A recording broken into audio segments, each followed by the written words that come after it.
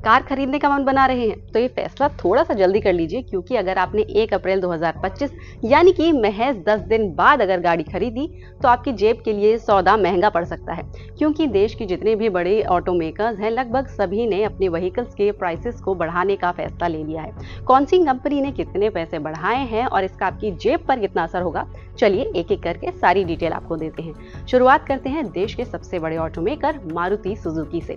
तो मारुति सुजुकी ने ऐलान किया है कि वो अपनी गाड़ियों के जो प्राइसेस हैं उसको 4% से बढ़ाने वाली है। इसकी वजह यह है कि कच्चे माल की लागत और जो ऑपरेशनल एक्सपेंसेस हैं कंपनी के वो लगातार बढ़ रहे हैं, जिसकी वजह से उन्होंने गाड़ियों की कीमत को बढ़ाने का फैसला किया है। मारुति सुजुकी ने जनवरी 2025 में भी 4% से अपने जो पैसेंजर व्हीकल्स हैं उनकी कीमतों को बढ़ाया था, जिसकी वजह से जो गाड़ियां हैं वो 1500 रुपए से लेकर 32,500 रुपए तक महंगी हो गई थी। अब आते हैं टाटा मोटर्स पर। तो टाटा मोटर्स ने भी ऐलान किया है कि वो पैसेंजर व्हीकल्स की जो कीमतें हैं उनको बढ़ाने वाला है। इसके साथ ही कमर्शियल जो व्हीकल्स हैं उनकी कीमतों में भी कंपनी 2% का इजाफा करने वाली है। उनका रीज़न भी सेम है कि इनपुट कॉस्ट लगातार बढ़ रही है, जिसको मीटअप करने के लिए उन्हें कीमतें जो हैं वो बढ़ानी पड़ रही हैं। इसके अलावा टाटा मोटर्स अपने पैसेंजर व्हीकल्स की कीमत जनवरी 2025 में भी 3% तक बढ़ा चुका था। अब इन दोनों कंपनियों के बाद हम आते हैं साउथ कोरियन ऑटोमेकर किया पर। तो किया ने भी ऐलान किया है कि वो अपनी गाड़ियों की कीमत 3% बढ़ा रहा है।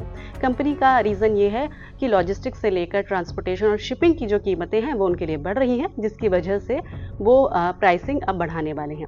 Hyundai भी इस ग्रुप में शामिल है। Hyundai ने कहा है कि वो अपनी व्हीकल्स की कीमत को 3% बढ़ा देगा।